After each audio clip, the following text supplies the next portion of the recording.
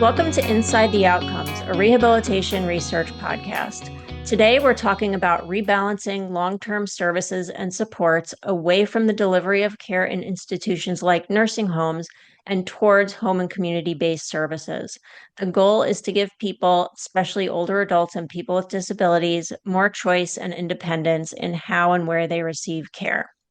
We are joined by Courtney Priebe, a policy associate at Advancing States.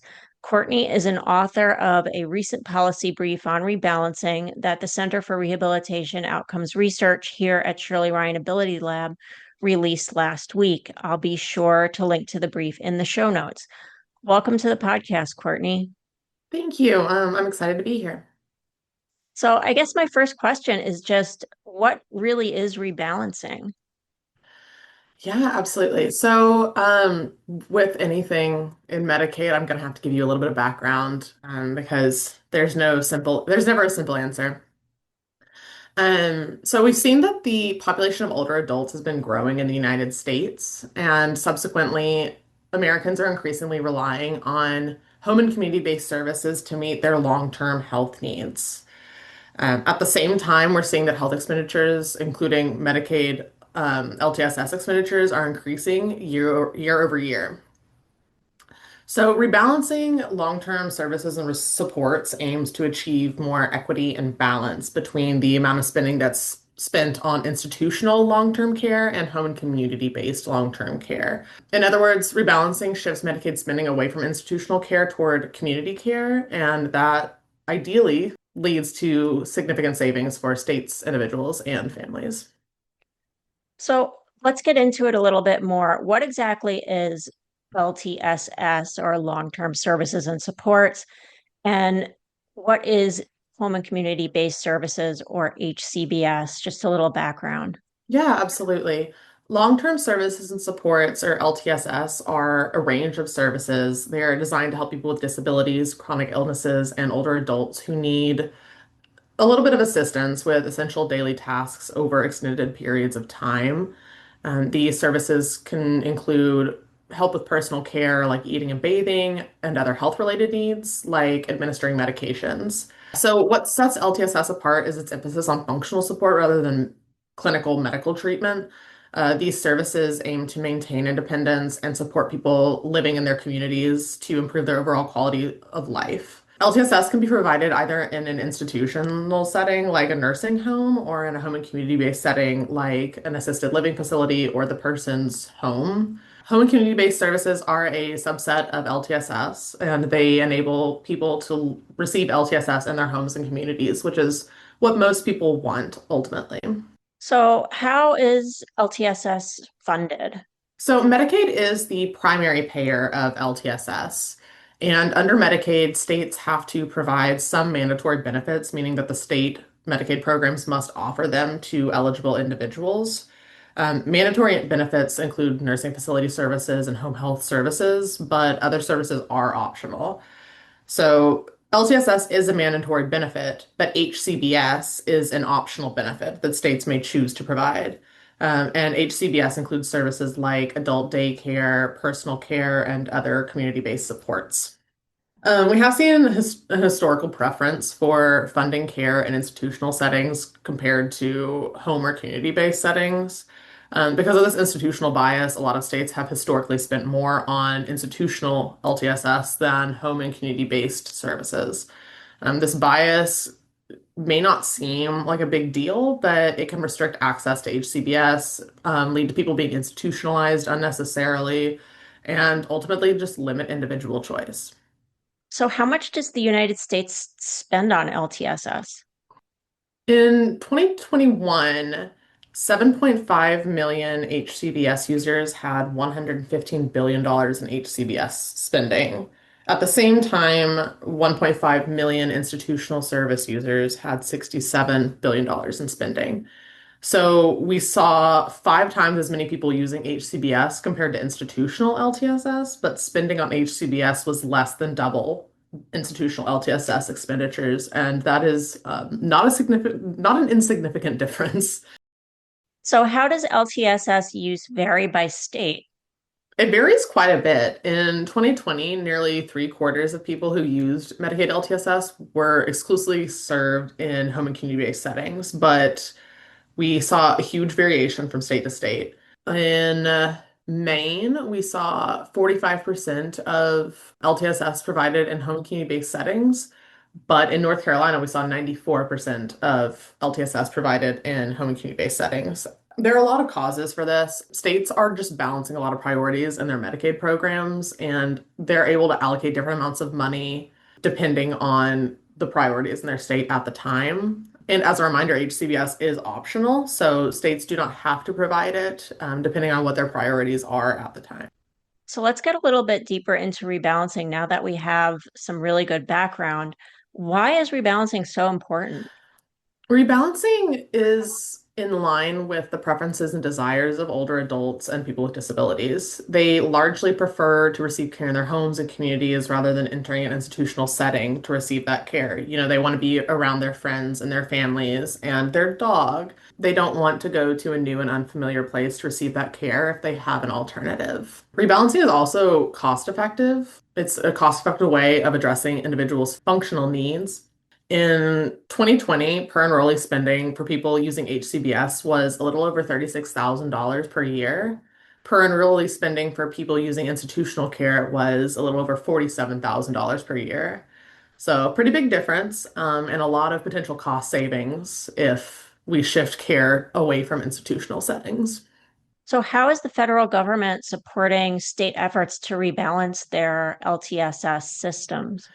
They've done a few things, and there's a lot more detail about this in the brief that's linked in the show notes. But CMS released an LTSS rebalancing toolkit to guide states in their rebalancing efforts. CMS also supports state rebalancing efforts through initiatives like Money Follows the Person, which is a demonstration that supports state efforts for rebalancing LTSS so that individuals have a choice of where they live and how they receive services. MFP is a really popular program. To date, 41 states and territories have participated in MFP, and they've transitioned over 112,000 people to community living through this program. The federal government has also supported rebalancing through the courts. The courts have supported requirements for community-based service delivery, like in the Olmstead case in 1928, where the courts held that public entities must provide home community-based services to people with disabilities. So, how do states pay for long term services and supports rebalancing initiatives? Money follows the person is a big one. A lot of states also chose to use American Rescue Plan Act or ARPA funds. These funds help states expand, strengthen, or enhance their HCBS. And then a lot of states chose to use their ARPA funds to implement HCBS system changes to improve rebalancing. So, what data is available for comparing outcomes and experiences of people using institutional LTSS versus HCBS? There's not as much data as available as we would hope. The National Core Indicators is a pretty big one.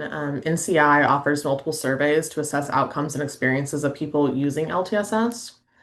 Advancing States is one of the measure set stewards for NCI for Aging and Disabilities, or NCI-AD.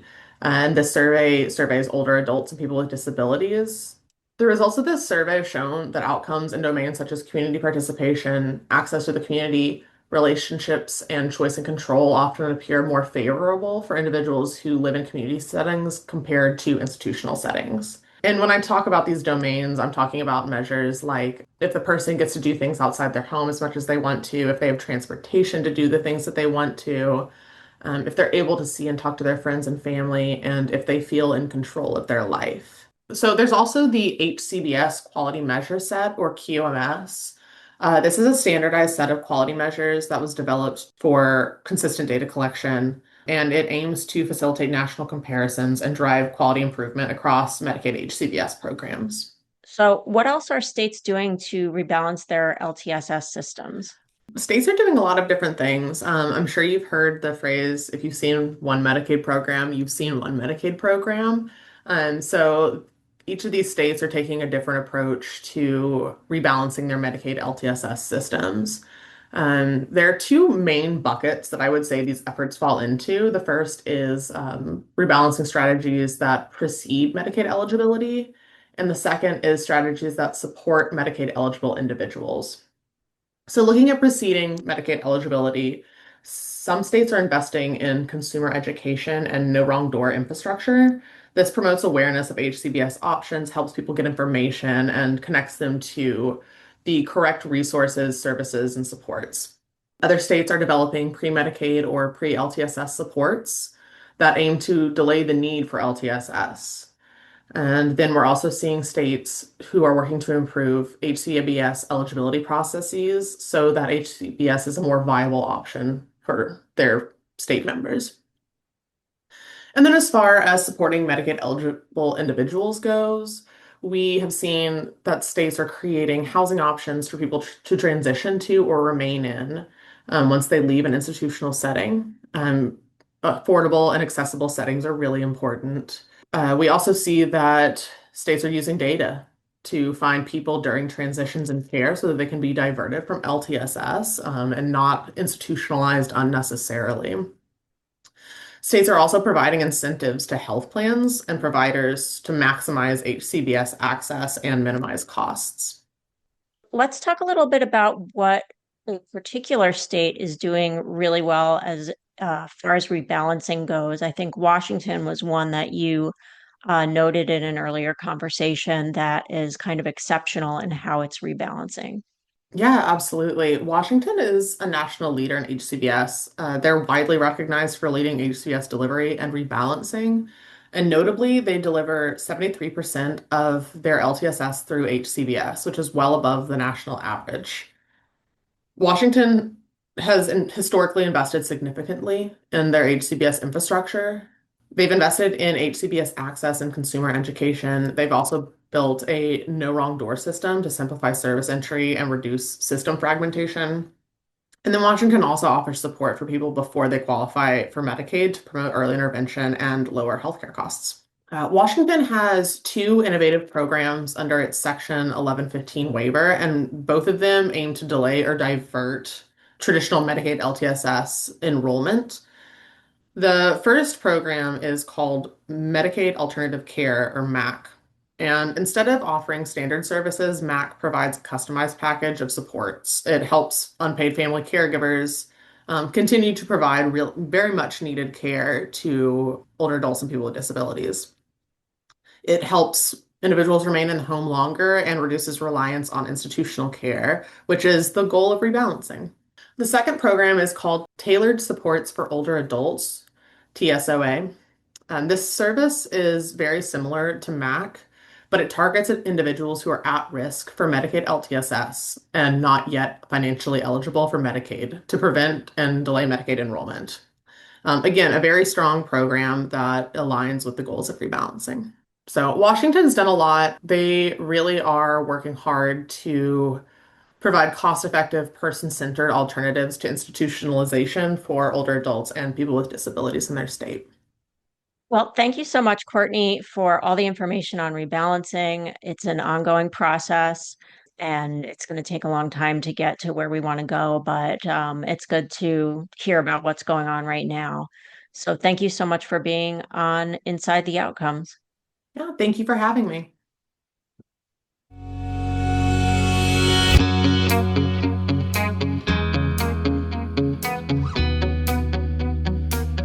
This has been Inside the Outcomes, a rehabilitation research podcast. This podcast is supported by the National Institute on Disability, Independent Living, and Rehabilitation Research. I'm your host, Sharon Parmet, signing off.